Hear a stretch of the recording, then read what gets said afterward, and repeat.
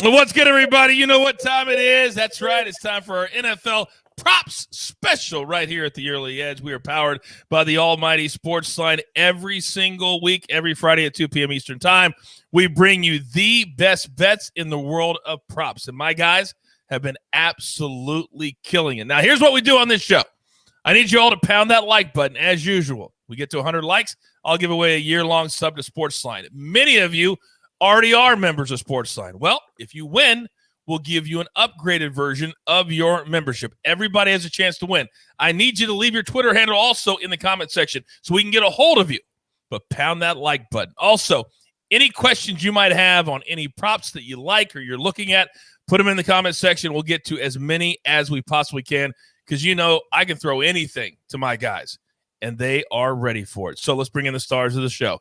They have become absolute rock stars in the world of props. Now, the man right next to me, he has the newest, most famous cat in all of prop land. He is Alex, Prop Stars at the Twitter. Hello, Alex. Hey, Coach. How's it going? What's up, Dave? I'm super excited. It's Friday. This is my favorite show of the week. I had a big night last night with the props and the Thursday night football. So, yeah, I'm ready to keep the momentum rolling and shop up props with you gentlemen. Oh, I'm glad that you mentioned that. Just exactly. Well, I just sat back for a second. How did you do last night on Thursday Night Football from Early Edge Live? I did great. Yeah, I had 3-0 on official picks. Yeah, 2-0 on the picks I gave out on SportsLine. Got the total and the spread correct. So yeah, it was a good night. It's just what he does because he's a beast. Now, Dave Richard is a very unassuming beast as well. But don't let the very cool exterior fool you. From Fantasy Football Today, he is Mr. Dave Richard. Hello, Dave. Coach, what's up? Alex, what's up? I did not have nearly as much success with my prop bets. And we do it on FFT and 5. It's one of our little podcasts, and it's a little podcast. It's 5 minutes long. I make a pick. I went with CJ Uzomah under 21.5 yards. It was over after his first catch. And, of course, you guys know by now, he had 95 yards in the game. So I feel foolish, but I gave another prop on FFT on Thursday. Laviska Shenault over 4.5 catches. That one hit. If I had gone with that one and not said a damn thing about CJ Uzomah, I would have been a happy camper today. But the picks are what they are. The focus, as always, is to go 5-0 with my props right here, right now. Well, I tell you what, the only thing you should feel foolish about is not watching our show yesterday because you would have banged like 9 out of 10 because that's what we did. Tyler Absolutely. Boyd, boom. Best bet of the night. Did you not bet, Dave, Trevor Lawrence over 14.5 rushing yards? That was over in the first quarter last night. That was our best bet of the night. Yeah. Oh, my God. Dave, even people we work with, we've got to teach them. You got to watch Early Edge Live. Come on.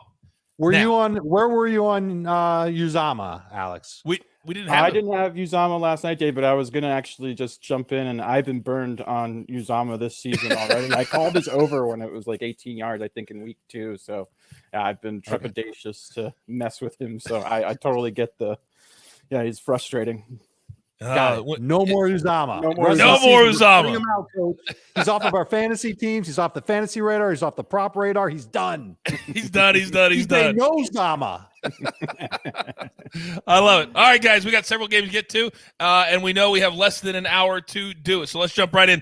In the first game of the week, and the one thing, if you watch the show, that you learn you can never say is that game doesn't matter because those at the pay window, they never look at your ticket and go, oh, that's the Lions and the Bears. No, they just give you your cash. So that's how we treat every game equally. So we're going to go Lions and Bears. Bears are giving 3-1 Eastern on Sunday. Total sitting at 41.5. Dave, what do you like in this game? So I've spent a lot of time watching some crappy wide receivers on the Detroit Lions, and I'm trying to look and see if there's anybody that can be good for fantasy in the matchup against Chicago. And there really isn't. It's still the running backs that are going to catch a lot of passes. TJ Hawkinson will as well. But a guy that we kind of liked in the preseason has started to fade a little bit in this passing game, and it's Amon-Ra St. Brown, their rookie, who had been their primary slot receiver in week 1. He's down to playing 43% of the snaps in week 3. He's not getting a lot of targets.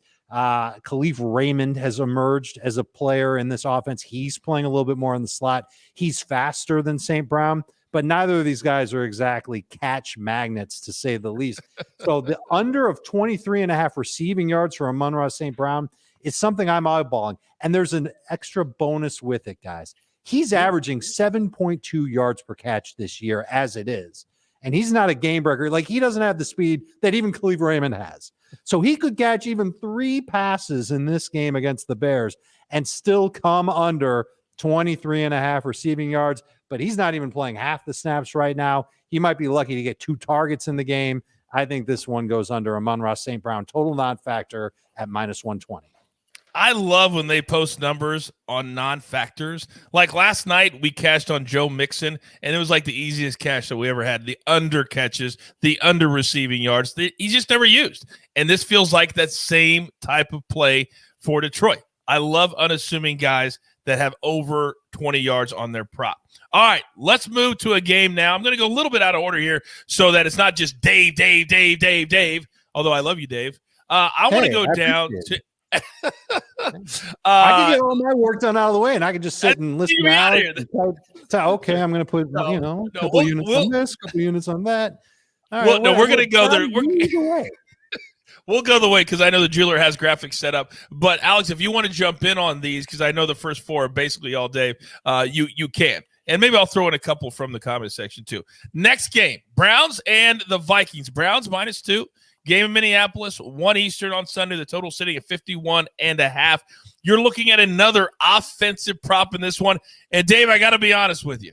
I have never been an Odell Beckham Jr. fan because he just doesn't show up enough for me. But what do you like in this game?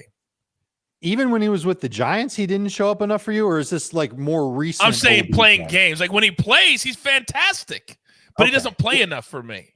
Well, okay. Well, the good news is that he's playing enough for me, and he's getting right around a 30% target share from Baker Mayfield. That's good enough for him, and that's more important than anything else because that's the guy throwing him the football. I thought Odell in his first game back last week looked great. He was getting wide open against zone coverage. That's a sign of his speed being there. He's breaking in on his routes. He looked outstanding, and he really should have had 100 yards receiving in the game, and if that were the case, this prop would be much, much higher than it actually is. It's 65.5 yards, and I think Odell goes over this easily. It's not even that much juice at 115. I think this one's a slam dunk. The Vikings have allowed a receiver. This is the top targeted receiver on every team they face this year to not only score, but get 100 yards on top of it. Mm-hmm. And I know sometimes maybe you think about the Browns and you think, well, they've got Nick Chubb and Kareem Hunt and a great offensive line. Well, they're putting up tons of points every single week. This is going to be a high-scoring game. Odell looks amazing. The secondary from Minnesota leaves a lot to be desired. The pass rush isn't that good. Everything is lined up for Odell Beckham to come through. And it doesn't have to be 100 yards. It doesn't have to be 80 yards. It doesn't have to be 65 yards. It can be 64. Can't be 63. So as long as Odell's healthy and he still gets that good target share from Baker Mayfield, and I think it's a lock that he will, he's going to go over this number. This is my best bet, my best prop of the week. Just a second. I'll get to you, Alex. You just said it can be 63. It can be 64. No, I said it can't be 63. Cannot. You said it can. 63 bad, 64 good. No, but 64 is not good. It's at 65 and a half. It's at 65. Yes. 64, 60. Like I said, Coach, I don't know what you heard. 65, 64 bad, 63 bad, 65 bad, 66. There you go. There you go. All right, I fixed it. There you go. I'm excited about Odell. Look, hey. Odell, just give us 150 yards. We'll call it even. It will be all good. You'll be all good. Alex, what do you got? I love this prop as well. When I was looking at Dave's props, this was my favorite one. This almost made my list. Yeah, I was also extremely encouraged by Odell last week. He hadn't even received any contact in practice coming into that game. He looked explosive. He looked like pre-injury Odell. They don't have any other viable receiving options. No Jarvis Landry. They didn't even have a lot of depth previously. Now they have almost none. They don't really have pass catching tight ends. I love Odell. This is an amazing matchup. The Vikings have been spinning the ball. They've been putting up a ton of points, playing at a really frenetic high pace. So I think this checks every box as well. I love this prop. Very good. It's always nice when you got prop stars backing up your play. YouTube question. We already talked about the Lions game. Jared Goff under 22.5 completions is a play they want to know. Do you like that, Alex, or not? Under, or the numbers at 22.5, they're going under. I'm personally leaning. I would actually lean over here, even though I'm not. It doesn't necessarily going over on this prop doesn't necessarily correlate to being high on Goff. I'm just expecting a lot of short throws because he doesn't drive the ball downfield. He dinks and dunks. Dave mentioned he targets his running backs and tight ends. So that basically results in a lot of volume passing. And he's an accurate passer of the ball because his average depth of target is shallow. So yeah, I would actually lean over if I had to choose. I wouldn't play this under. If I was looking at unders for him, I'd look at his total yards before I'd look at his completions. All right, very good. Back to your OBJ, Dave. YouTube question. You talk about the yards. What about the over 4.5 catches? Would you like that, Dave? I would like that as well. What's the juice on that? That's my question. It's like only -110, I believe. Is it? Okay. So you could take your pick between the yards or the catches. I would imagine that he can get to 5 catches in the game as well. He had 5 catches last week. I think he had 9 targets. And I expect this to be a much more friendly matchup with the Vikings, who have just been airing the ball out a ton. And just keeping up with them. Kirk Cousins has been phenomenal. Their passing attack has been excellent. So they're going to have to play catch up, in my opinion, or at least keep up. Okay. Why don't you guys do? I never ask people to do this. If you're going to put in a play that you're gonna make or you want to make, give me the juice that you have from whatever book that you're doing, because that'll really help Dave and Alex on whether or not they would play it at that juice. Because juice, as you know, we've learned from M Squared, it matters. It matters long term, especially when you play every single day and you play a bunch of different plays. So it absolutely matters. Coach, all right, guys. If I can just say one thing, and this is why I asked about the juice. If you can get over 4.5 at 110, 115, I'm good with that. On Caesars Sportsbook, I'm looking at it right now. Odell is at -145. Oh, wow. So I would much rather take the Odell yardage prop, save the money on the juice, than the one on the receptions. Great call. Great call. All right. Ding, ding, ding, ding, ding, ding, ding. While we wait on a sounder for our winners, then you just have to rely on me going ding, ding, ding, ding, ding, ding. Believe me, it's very, very annoying because we have so many great fans, Dave, that watch the show. We've gotten to 100 likes. So here is our first winner of the day, at Trevor Winset34. At Trevor Winset34. You have won a year-long sub to SportsLine. Welcome to the family. The Jeweler will reach out to you on social media and give you all the details. If you want to be considered, leave your Twitter handle in the comments section. Hit that like button. That's how the Jeweler decides and picks out of a hat. All right, let's move on to our next game. So many good questions so far. Keep them coming. All right, Titans giving 6.5 at New York. Jets, 1 Eastern, total sitting on 42. And a lot of people don't realize that this is a bet you can make. Dave, talk to me. I was really curious to hear how you would lead us up to this one, Coach, because this is something we don't talk about kickers enough. That's right. That's right. One of the very simple stats that I track from week to week is how many field goal attempts a team allows, and I'm using the word allows loosely. It's not like, oh, please come kick your field goals against us. It's just how it ends up being. Each of the last 2 weeks, 2 of the first 3 weeks of the season, the Jets have allowed at least 4 field goal attempts in each game. And here come the Titans without potentially their top 2 receivers. We know A.J. Brown's not going to play. Julio, if he plays, isn't going to be 100%. By the time you listen to this, you may already know that Julio's ruled out. I just don't know as we sit here Friday afternoon when we're recording the podcast. I think that there's plenty of opportunities for Tennessee to drive into the red zone against the Jets, but I'm also a little worried about them finishing those drives without good receivers to go with, not to mention the fact that there could be some quick change turnovers from the Jets offense that give the Titans set up inside the 30, inside the 20, and they stall out. They have to kick a field goal. Here comes Randy Bullock in all of his glory. When you think great kickers, you will think of Randy Bullock moving forward. The over on his field goals made is 1.5. It does stand at -150. You cannot get around the juice on this one, but he's already made 5 of 6 field goals this year. The Jets allow a ton of field goals. I'm just lining it up. I think the juice, Coach, is worth the squeeze. Randy Bullock will nail 2 field goals and come through for everybody in fantasy. Oh, that feels so good. You did your homework. Really, really nice. I like that one a lot. I really do. I think the fact that the Jets turn the ball over a lot is a great point because anytime you get a short field, it might be 3 and out, but you're still right there to kick a field goal. So that's a great point by you. Let's stay in that game. YouTube question. Ryan Tannehill, let's go to you, Alex. Over 15.5 rush yards. Your thoughts on that prop?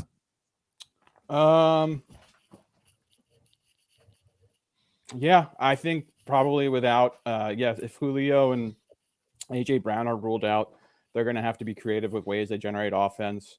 The Jets play a lot of man defense, as we saw last night with Trevor Lawrence versus the Bengals. We saw how effective he was running the ball, similar concept. So, yeah, I lean over on this.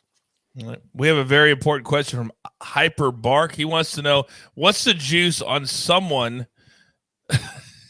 puking on the live stream?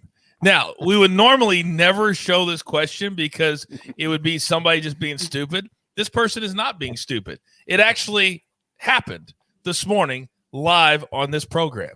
If you haven't watched it yet, it may be the funniest thing that I've ever been a part of, certainly on the early edge. Matty Severance' dog had issues and was behind him, didn't realize it. He was giving his picks, and he was throwing up almost the entire time. He was not a fan of the picks. No, clearly he was not a fan of the picks. It made him physically ill to hear Matt Severance give his picks out. If you haven't watched it, I encourage you to go back and watch it on the morning show.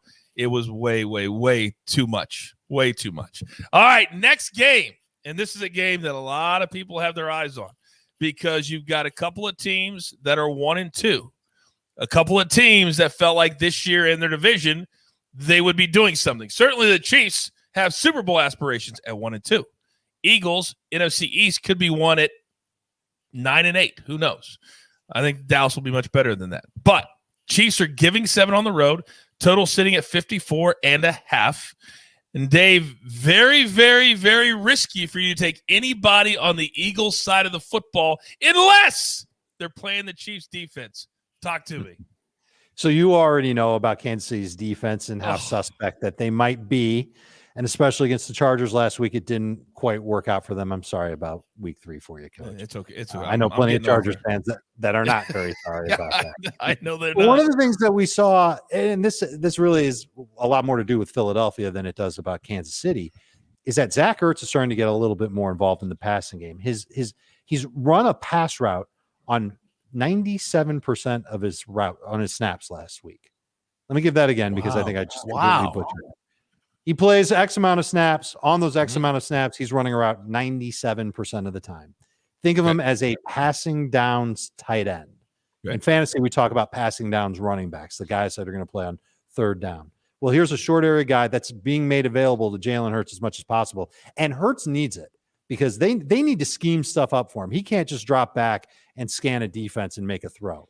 All right, he got picked off on one of those throws last week. Ertz had nothing to do with it. So Ertz is running more routes, and the over-under is 2.5 catches. So just alone, all Zach Ertz has to do is catch 3 balls. He did that last week. He's certainly playing in a position where he can catch a lot of passes. But here's the best part. It's plus 110. You get a little bit of odds in your favor to go with Zach Ertz to catch 3 footballs in a game, by the way, against the Chiefs that I don't think the Eagles are going to be able to run a whole lot in. They didn't run a whole lot last week. I'm thinking Miles Sanders maybe around 12, 14 carries. I think Jalen Hurts will get maybe 6 or 7 carries. Everything else is going to the air. They're chasing the scoreboard, and they're not connecting deep. So those short throws to Zach Ertz are going to add up, and it'll help you win this prop bet. I think this sail's over. Alex, what do you got, pal? Yeah, I like that a lot, Dave. Yeah, the Eagles run a ton of 2 tight ends as well with Dallas Goedert and Ertz. So, yeah, Ertz is on the field. He's running a lot of routes, as Dave mentioned. And he's a safety blanket for Hurts. Hurts has been looking at the middle of the field a lot. I think game script is going to play a factor. I think the Chiefs are going to get up big, and they're going to have to throw to keep up. So, yeah, I like this prop as well. Can I add a little sidecar on this? Of course. Maybe perhaps a sprinkle, if you will. You can get Ertz to score a touchdown in this game at plus 440. I know he scored last week, and he kind of feels like you're chasing a little bit. But if you're going to go all in on Ertz, I think those odds are pretty dang good. Yeah, and we love anytime touchdown odds here on the show. We love first touchdown odds. We love it because it's just fun. we don't always think every pick has to be a serious pick. You can have fun. That's what this is supposed to be. Kelsey, his reception prop is up to 7.5. Alex, has this now gone too high? Yes and no. I gave it out at 6.5 actually on Twitter a few days ago. I think it's accurately set at 7.5. I do think he's going to absolutely just get open in the middle of the Eagles defense as much as they want. They historically just struggle covering tight ends. So yeah, I think he's going to have a huge day. The question will be, are they going to be in a position in the second half where they're going to have to target him a lot because the Eagles are keeping up in the game, or are the Chiefs going to be up 3 scores and kind of relying a little more on Clyde Edwards-Helaire? So that would be kind of I'm apprehensive at 7.5. I loved it at 6.5, but yeah, at 7.5, I think it's accurately set. So I personally stay away. Did we talk about this exact same line last week? We did. I think Alex said the same thing last week, is that if you can get it below 7.5, you're good. And he had 7 catches in the game. But anything higher than 6.5, I think you got to take a step back. You really have to. Whether it's Kelsey, Dave, or Davante Adams with Green Bay, there's just certain receivers in the league that they have to set the market at 7.5, because if you don't, 7 catches for them is almost automatic. But then getting it 8, 9, and 10 can be a little scary. So that 7.5 number is, as Alex said, is right on. Before we get away from the Chiefs, I feel like this is going to be a week where Patrick Mahomes puts his foot down. As much as I love him as my quarterback, I think sometimes he's too loosey-goosey, and we saw that last week with really key interceptions in really bad times of the game and inside the red zone. I think he flips the script, and he wants to go bananas this week. How do we feel about his props, touchdowns over 2.5, yardage, all this kind of stuff? How are we bullish on Patrick Mahomes this week? Either one of you can jump in if you want to. I'm bullish, yeah. I think the Eagles defense isn't going to offer anything, and I agree. They're 1-2 at this point. They've lost games they shouldn't have lost from kind of getting cute and running the ball when they shouldn't have been, and just, not kind of stepping on their throat. That's kind of been an MO with Andy Reid, dating back to even when he was the coach of the Eagles and with Donovan McNabb and stuff. They wouldn't close games. So, I think Mahomes is going to be motivated to put this game out of reach and be aggressive in doing so. So, I'm bullish on him this week. Yeah. I don't know if I'm quite as bullish. I write down a bunch of props that I like, and then I start researching them. The ones I really love are the ones that I bring to you guys. Mahomes over 2.5 touchdowns at -120 caught my eye. I think that's good. Mahomes under 37.5 pass attempts caught my eye. It's at -125, so it's a little juicy-loosey, but I think that there is a chance that they do try and involve the run game a little bit more and not necessarily let Patrick Mahomes go crazy. I definitely don't think that this is the type of matchup where Mahomes is going to have to throw 35, 40 times. I think he goes under that one. But the one other line that I noticed, it's actually 2 lines in one. You can adjust the spread in this game on Caesar Sportsbook any way you want. You can make it as high or as low as you want. I kind of feel like I think I feel the way you feel overall about the Chiefs. Like, they get back to business, the defense play better, and they win this game going away. You can get Kansas City laying 12.5 points at +180. So almost 2-1, calling your shot on the Chiefs blowing out Philadelphia. And maybe you're not so sure about that. You can also take Kansas City laying only 5.5, and that's at -145. I kind of like the idea of doing both of those bets, going a lot heavier on the 5.5. There you go. And then having a little bit of an extra boost if they do indeed blow out Philadelphia, which I do think is on the table. All right. That is a really, really smart way. And there's a lot of new viewers that we have as well that come to the show. That's kind of next level. All right. So if you're going, what did he just talk about? Trust me, it's a simple process if you bet all the time. But if you don't really understand, basically he's saying there's a chance to have a middle, and you can have alternate lines is kind of what they're called. You could take it up to whatever, and you could place it between 6 and 12. And if it goes over to 13, then you win on both. So it's not exactly a middle. You can't. Yeah, I know. As I said, it has to go over the 13. You're right. Right. But, so the first thing you lay 145. Chiefs win by 6. You're good on that bet. And then if the Chiefs just happen, let's say maybe they're up 7 in the fourth quarter, 2 minutes to play, and Hurts throws a pick 6. Well, now you're in big business because it's Kansas City winning by 2 scores, and you're covering that second line. Yeah, I should have said you're not going to lose any juice instead of middle. That's what I should have said. It gets you to break even because it's plus 180. I love that though. A little next level. I love the education, entertainment. I'm all about that. All right, let's move on. If we talk Bucks Patriots, I got something else that'll catch your attention. I'm going to hold that for the end. That's my Shangri-La. That's my last game of the show. So we're going to get to that in a second. Okay. All right, our next game: Ravens and the Broncos. Broncos coming in at 3-0. The Ravens have had some late game heroics as well. They could easily be 0-3, but yet they are 2-1. So the number right around pick'em. There's still some news out there about Lamar Jackson having back issues, but missing practice. But they said he should be good for the game on Sunday. A late start at 4:25. The total at 45. Alex, something you're targeting in this game? Maybe a guy that not everybody knows about. Talk to me. Yeah, Coach. This is, in my opinion, one of the most underrated receivers in the NFL. It's Tim Patrick, over 42.5 receiving yards. Tim Patrick is 6'4". He wins with exceptional body control. He catches passes near the sideline. He's extremely efficient. After Jerry Jeudy went down, Patrick was inserted into the starting lineup, and he's had 8 catches for 135 yards just in the last 2 games. And both of those games came where the Broncos were up huge and just running the ball at halftime. So, yeah, that was not even a remotely positive game script, which I'm expecting this week versus Baltimore, because I expect this game to be competitive. They played the Jets where they were just up big, and the Giants, again, where they were just up big and running the ball. So it really wasn't necessary for Teddy Bridgewater to even throw the ball very much in the second half. There's also some additional targets up for grabs in Denver's offense. KJ Hamler was just placed on injured reserve. I mentioned Jerry Jeudy's also out.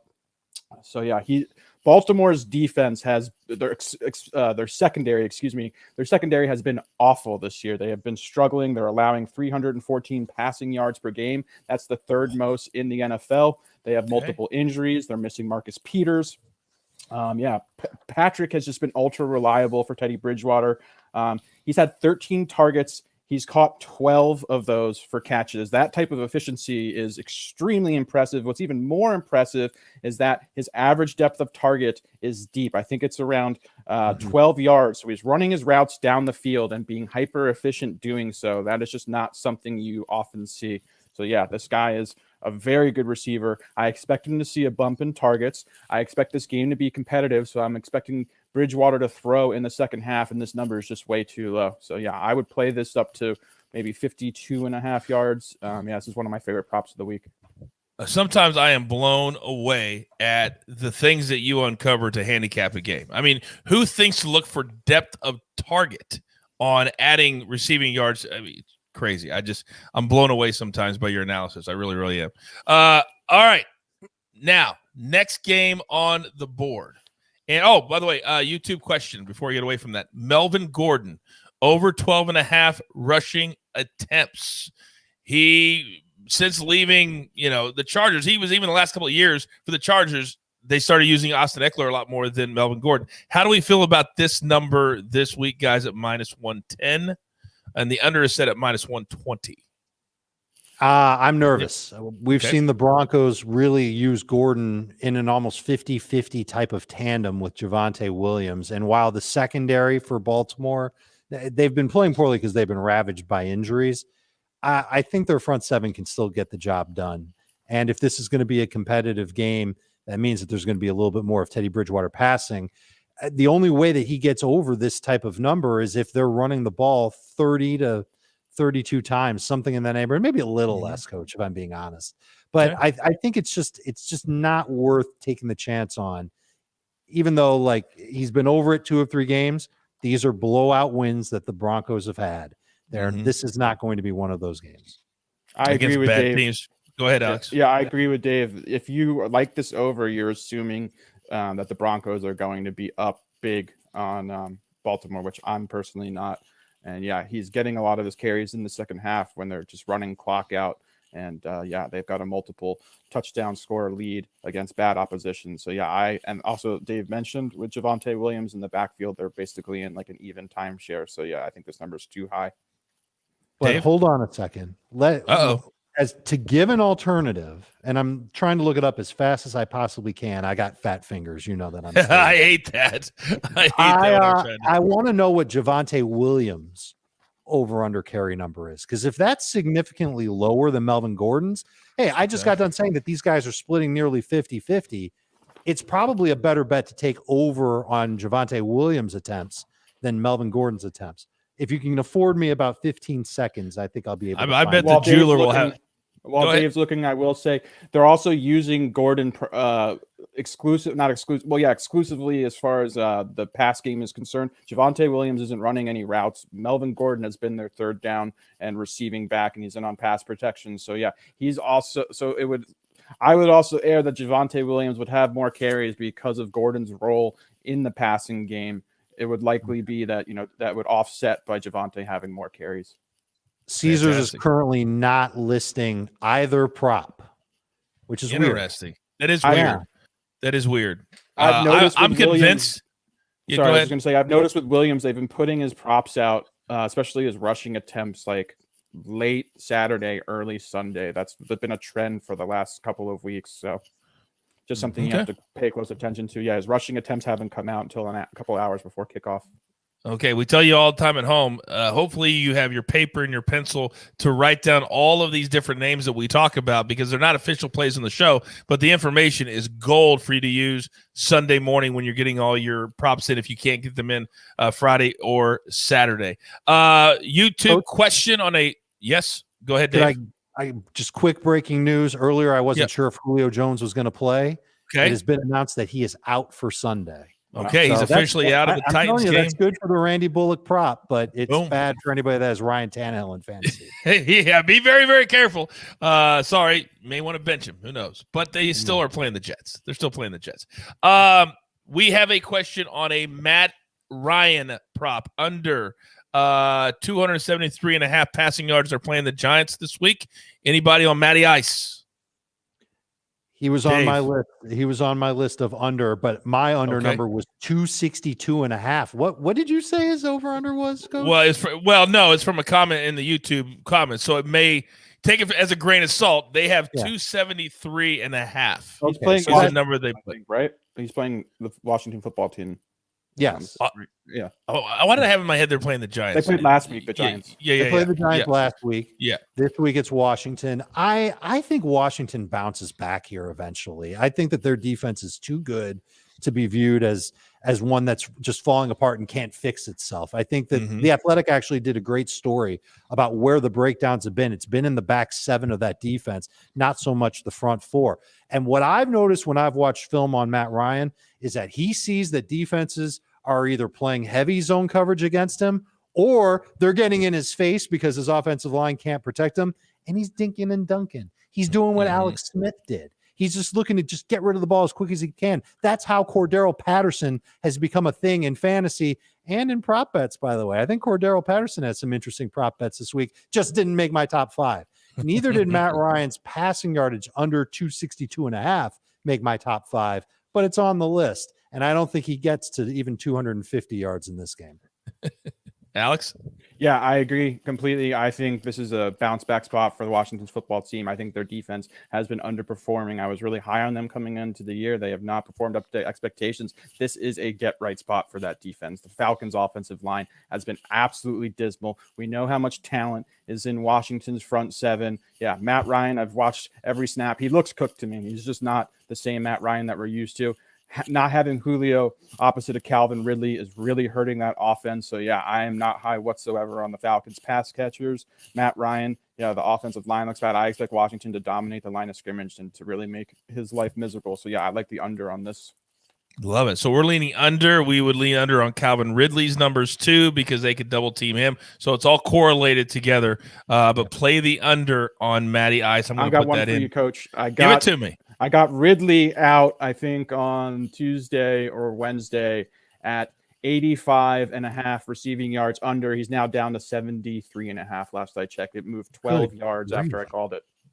Dave, you don't know? Do you not know that this happens all the time?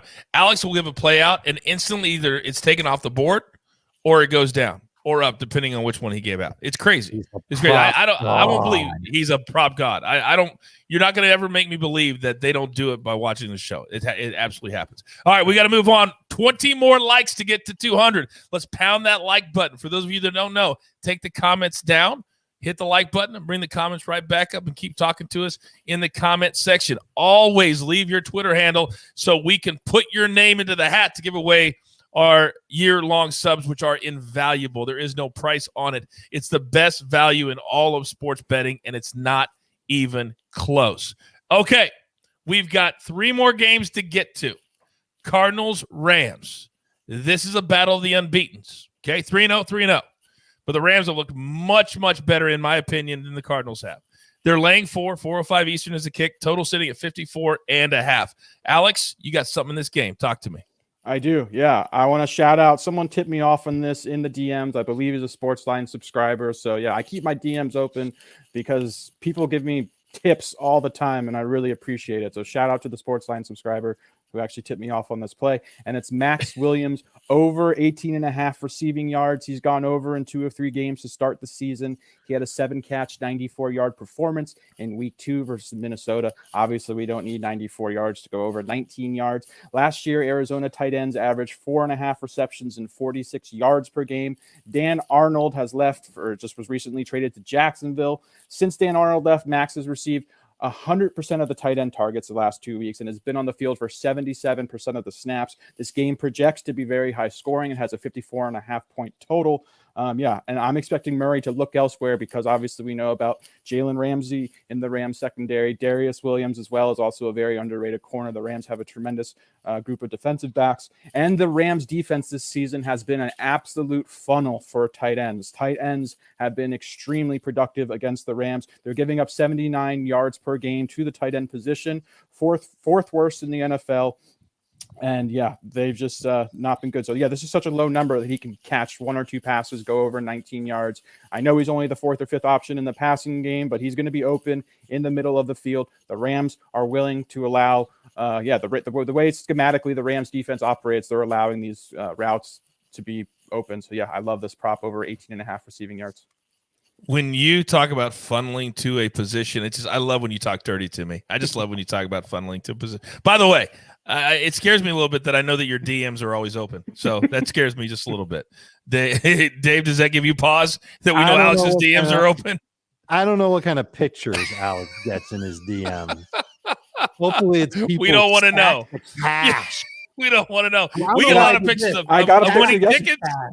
So someone sent me yesterday, a SportsLine subscriber actually sent me a picture of a bear because he sees my bear in the background. Isn't that someone sent me a picture of him hunting a bear. You're like, thank you very much. I don't know why you sent that. SportsLine subscriber. As long as they're a subscriber, we'll take them. Yeah, we'll take them. Otherwise we won't. All right. Hold on. I've got questions about the DMs. I've got questions about the bear in the background. I've got all kinds of questions here. I'll save them. That's going to be in the post show. That's going to be in the Instagram live chat after the show is over. Okay. All right, moving on. We've got a couple games to get to as we are about 45 minutes in. It goes by so fast because we have so much fun. Be sure to continue to pound that like button. Let me give away 2 more year-long subs before the end of the show. All right, now Raiders and the Chargers. Again, 2 really good teams. The Raiders have been doing it with good offense, Derek Carr and all that. The Chargers have looked good too, beating the Chiefs last week in Arrowhead. That really put a spotlight on them this week. They're laying 3. This is Monday night. The total is 52.5. Alex, you have another one in here on a player that plays much bigger than his stature. He sure does, Coach. And I believe this was your favorite prop that I gave out last week. And I believe this also won cash in the first half very easily. So, yeah, I love this. I cannot believe this opened at this number. It's Austin Eckler, over 34.5 receiving yards. Just tremendous value. Way too low of a number. After a season opener where Eckler inexplicably had 0 targets, everything came back to normal. The versatile back had 15 catches for 113 yards and 1 touchdown over his last 2 games. He's gone over this total in 10 of his last 13 regular season games, dating back to last season. That's a 77% hit rate. If you total up all of his yards last year and this year, and he was injury plagued last year too. He's averaging over 40 reception yards per game. The previous season, he averaged 65 reception yards per game. So he is just an unbelievable dual threat option. He'll face a Raiders team that ranks in the middle of the pack in most defensive categories, but has really just struggled defending the middle of the field. That is where Eckler thrives. That is where he is a mismatch. The Los Angeles currently ranks 5th in passing attempts per game. The Raiders rank 2nd in passing attempts per game. So this just appears to be a very offense-centric, high-volume passing game. I expect Eckler to have a very large target share, to be one of the focal points of the offense. He's a huge mismatch for opposing linebackers. He's tremendous. Yeah, I love him out of the backfield. I think he's one of the best receiving backs in all of football. This number is 10 yards too low.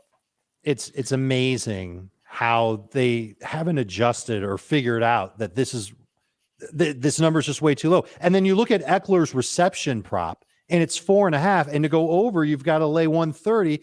Man, I wouldn't go near that one with your money, Coach. I would run right to this one with Eckler and his yards. And there's another one in the same game. I didn't give this one in my top 5, but holy moly, Derek Carr's thrown for over 375 yards in every game so far this year. Yep. Why is his player prop at 281.5 yards?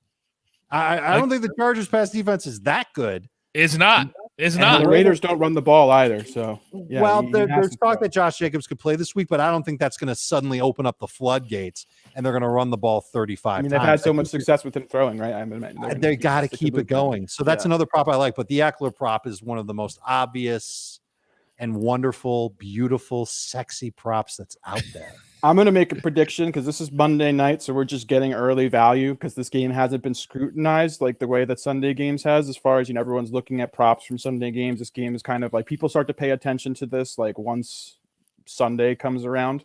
Sure. I predict that this goes over 45. Like the closing line on this will be when we do our Monday night kickoff show will be well over 45 yards. So getting at 34.5 is tremendous bargain. Look at you teasing ahead to our Monday show. I don't even have to tell people we're on. You're becoming a triple threat. You're not just a dual threat anymore. You're a triple threat. And by the way, I've noticed something about you when I watch you. That Brent Musburger, when I used to work with him at ESPN, we used to gauge how he would talk by how excited he would get, or what he would bet by how excited he would get. So it was a touchdown early in the game. He'd be, there's going to be a lot of points scored today. We knew he had bet the over. And if he had bet against the team, oh no, I don't think he's it. Oh, you knew he'd bet against that team. When you get super excited about a prop, you really get going. That's what I know. I got to bang that prop 2 or 3 times. When you really get excited, I can tell. It's like when I look at chocolate cake, I get excited, right? That's how you look at a prop. It's like how I look at chocolate cake. All right, we got one more game to get to, and I believe we just surpassed 200 likes. So we're going to have 2 to give away here in a moment. But everybody's talking about this game. And guys, sometimes there are games in sports that just you want to sit back and see how it all is going to play out. Rarely do you have the opportunity to watch the greatest player of ever leave his team, go to another team, and the other team becomes a Super Bowl contender and champion. It never happens, but it's happening right now. We have the Bucs on the road, laying 6. I can't believe this number is not over 7 at this point. Against the Patriots, 8:20 Eastern on Sunday night. I think it's going to be the highest-rated Sunday night game ever. The total sitting at 49. I know you both have plays in this one. Dave, let's start with you. First of all, I think there's a lot of screwy things going on with this line. Why you said you don't think you can't believe it's not 7. Why isn't it like 10? Or 12? I know. Why are we giving the Patriots so much credit? And why is all the money coming in on Tampa Bay and the line isn't really adjusting that much? It makes me wonder a little bit, Coach, if the odds makers want us to put their money on Tampa Bay, which is why when I looked at the props for this game, I only looked at the Patriots because I figured that their numbers were a little bit depressed and all the numbers, because everybody's going to look at the player props for the Bucs.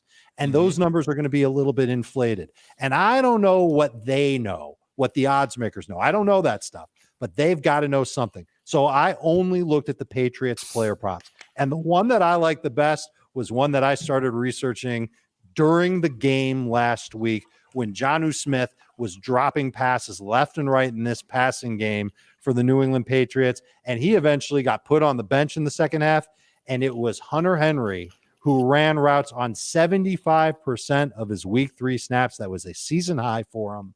He was a great pass catcher with the Chargers. Everybody remembers that. I think he's going to be a full-time player in this game for Mac Jones, and he's going to be an easy target for him. Tampa Bay's already allowed at least 40 receiving yards to a tight end in every game this season. The player prop for Hunter Henry is just 28.5 receiving yards. It might be a little ugly, and it might end up being a little bit closer than we want it to be, but I think Hunter Henry ends up getting right around 30 to 35 yards at a minimum in this game against the Bucs, that the Patriots are either – I don't think they're going to be able to slow down the Tampa Bay offense, which means that they're going to have to find ways to put points on the board. I think this is one of the ways that they move the chains is by leaning on Hunter Henry, a big, reliable target that matches up fairly well against the linebackers and safeties that the Bucs are going to put on him. Yeah, just a brief little – you don't have to dive deep like Dave just did to see that Hunter Henry, this number is – I think it's probably 8 to 10 yards short. I really do. It should be somewhere around 35. I love that you found this number. Pound it whenever your book allows you to pound it. Now, Alex, I know you got 2 plays in this same game. Talk to me. Yeah. So, sticking with the Patriot Pats catchers, I agree with a lot of what Dave said. I think they have some value. Yeah, one of my favorite players in the NFL, this guy to me is one of the most underrated receivers in football. It's Jacoby Myers. It's presently at 61.5 receiving yards. I got it out on Twitter a few days ago at 58.5. I still think it's playable at 61.5 or 62.5, which is why I'm giving it to you guys now. I absolutely love Jacoby Myers. He is the slot receiver in this Patriot offense. We look back historically how productive those players are, dating back to Wes Welker, Julian Edelman. He's just a long line. We know schematically they just run high percentage routes in this New England offense. Mac Jones has a rapport with him. He's led the Patriots in targets for 3 straight games. He's coming off of his first real high volume game of the season, turning 14 targets into 9 catches and 94 yards last week at the Saints. James White, I think, is out for the season. He's out for this game. And he was second on the team in targets, which would create even more opportunities for the Patriots. Slot receiver and Mac Jones' security blanket. That also probably will trickle down to Hunter Henry as well. He'll face a Bucs defense that ranks 32nd out of 32 teams in passing yards allowed per game. That's 338 yards per game. The Bucs secondary is not only playing poorly, but they're missing multiple starters. Another one of their starting corners, Jamel Dean, got injured last week. He's unlikely to suit up. They signed Richard Sherman, but he's not expected to play this week. We all know that Tampa Bay's rush defense is elite. Not only are they elite, but opposing teams don't even attempt to run the ball against them. It's not even in the game plan. They average the 4th fewest rushing attempts per game, opponents playing Tampa Bay. So, teams are just looking to pass the ball. They have to pass the ball to keep up. I think game script is going to play a big factor. I think the Bucs are going to roll, and Mac Jones is going to have to air the football out to keep up. So, I love this prop. I have him projected for over 70 yards. And this is one of my favorite props of the week. Wow. The last prop that I'm on is on the other side of the football. It's our old friend Antonio Brown, over 45.5 receiving yards. This number is just too low. All of the attention this weekend is rightfully going to be on Tom's return to Foxborough. Also, you have the Gronk returning as well. But I brought this up last night. This is also a reunion and somewhat of a revenge game for Antonio Brown. He has one game when Tom Brady has been campaigning for this guy to, join him and brought him to Tampa, as we know. So, he played a game in New England. I think he's going to be up for this. Then Brady again to campaign for him to join in Tampa Bay. It's been a successful reclamation project. Also, Brown looks healthy to me. He had a huge week 1 debut. We all saw it on Thursday night against the Cowboys. I think he was over 100 yards in the first half. Week 2 was a disappointment versus the Falcons, but they frankly just didn't need him against the Falcons. His receiving prop was also a lot higher that week. So his number is only 45.5. He doesn't need a lot of targets. He's also a very explosive deep threat option, so he can turn one catch into a 45-yard touchdown. Hey, Alex, let me jump in real quick because I want to kind of take you in a different direction. So 6 people straight in the comment section are saying their number is now 49.5 or 50.5 at DraftKings or BetMGM. How high would you take this up to? And I apologize for interrupting you. You're good, Coach. Yeah, no worries at all. Up to 52.5, up to 53.5. I'm comfortable playing it. So, Cool. yeah, I'm fine with it at that number. So Brown has just looked healthy. He looks close to being the Antonio Brown that we remember just being one of the more dominant receivers in NFL history. I just expect Brady to hook up with his mercurial favorite reclamation project. I love that he just seems like he needs to get this guy the ball. And Gronk's dinged up, may not play, hasn't been practicing. Doesn't matter to me, though. I know that Brady is going to get this guy 5 or 6 targets, and he's going to turn it into over 50 yards receiving. So, I love this prop. The thing about Tom Brady is that he has an incredible knack of allowing those that really need to be petty and have payback to do that. So I really feel like he's sitting around this week going, okay, how can we focus on AB and let him shine? Then Gronk, if he's not hurt, let him shine. I feel like Tom Brady is petty enough to take time to do that. Dave, do you feel like I'm right or not right? I think you're right for sure. And that's why I almost gave the prop of Tom Brady over 2.5 passing touchdowns at plus 120. Again, a line that seems a fishy. Little funny. Yes, it does. Who in the world wouldn't want to do that? Because you think Tom Brady's going to go into Foxborough. You want to talk about petty. You're talking about him doing things to get other players touchdowns. How about giving himself some love in this matchup against his former coach? Don't you think he wants to stick it to Belichick just a little bit? No question. 2.5 touchdowns, and you're getting odds on it. I kind of like that, but I see that line and I go, well, it feels a little too good to be true. And I see the Tampa Bay -7 line and I go, well, that feels a little too good to be true. And that's when my wheels start turning and I go, yep. All right, there's probably something going on that I'm not realizing, but the odds makers do. But just in case, I can't believe I'm going to say these words in order coming out of my mouth. Just in case the odds makers are wrong. What did you just do? I did look up what the alternate lines would be if you wanted to take Tampa Bay as a blowout winner. Okay. Tampa Bay minus 9.5 plus 120. So if they win by 10 or more, plus 120. Okay. Tampa Bay wins by 17 or more, that's plus 270. Tampa Bay wins by more than 20.5. All right, 21-point win, 42-20 game. What is plus it? 450. You got to be some kind of a degenerate to bet that. Yeah. Dave, are you going to bet that? My name's Dave.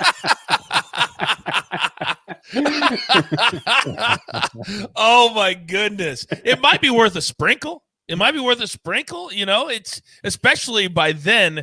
And we talk all the time on the Sunday night show, 7 to 8 Eastern time. We have the countdown to Sunday Night Football, and we'll be all over this game.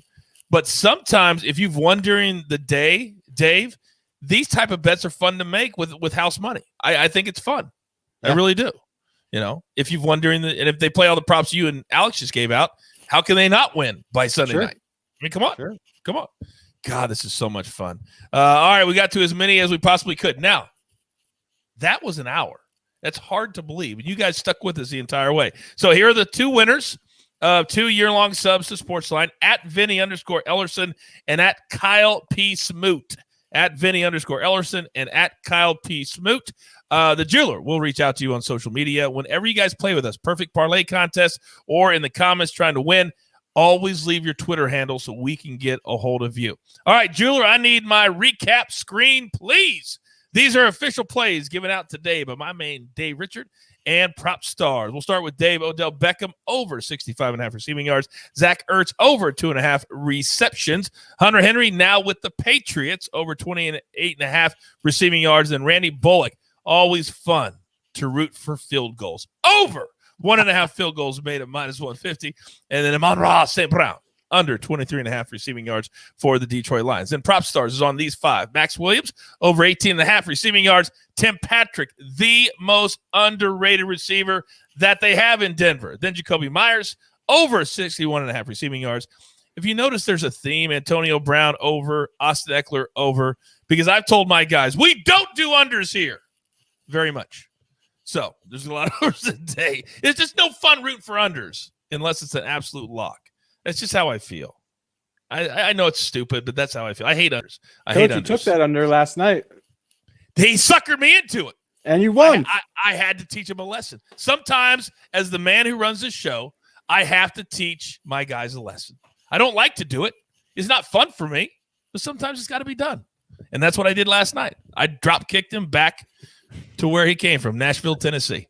All right, boys, I like to close out every single show with 30-second takes on what you're most looking forward to or advice for the audience at home. Dave, let's start with you. I always get nervous when we do too many overs, but the Odell Beckham over at 65.5 yards is really my favorite one of the week. I think Beckham looked great last week. I think he keeps it rolling, which should be a high-scoring game. Remember, we need 66 yards. That's good. 65 yards. Bad. The most confusing part of the entire show right there. 64 good. Really? It's over 65. No, that would be bad. That would be bad. That would be bad. Alex, bring us home, Alex. Yeah, I to touch on what we were talking about earlier, you may see 2 0-3 or 1-2 teams playing against each other, and that game may seem meaningless. But at the same time, some of those games sometimes are my favorite games to look at because they're getting the least amount of scrutiny by the odds makers, and you can just find some tremendous values in props. So like games that have a ton of exposure, a ton of eyes on them, a ton of people betting them, the market is going to react to that accordingly, and a lot of the value won't be available by the time you're going to bet it. Whereas these other games that are being underlooked, not many people are betting them, is where you can find a lot of really good value. So yeah, I look at those games before I actually look at the really chalky type games that everyone's on. So look at everything. Translation, exactly. Look at every game as if it's the same across the board. Every game matters in the world of sports betting. It just does. Great advice from Prop Stars. All right, we've reached the end of the show, and thank goodness everybody's healthy. We're walking away. We're good. It's all good. Only one thing left. You've got your marching orders. Let's take all of these tickets. It feels good this week. Feels really, really good. Straight to the pay window. For my man Dave Richard from Fantasy Football Today, make sure you check them out on Sunday, the best fantasy show, and it's not close. And my man Prop Stars always bringing the heat with his props every single Friday right here on the show. Then he joins us on Sunday and Monday as well. For the entire team and the jeweler who puts it all together here at the brand, I am the coach. Tell your friends the only daily sports betting show of record is the Early Edge. Good luck. Do you want best bets in your feed every single day? All you have to do is hit that subscribe button to stay up to date with all things Early Edge.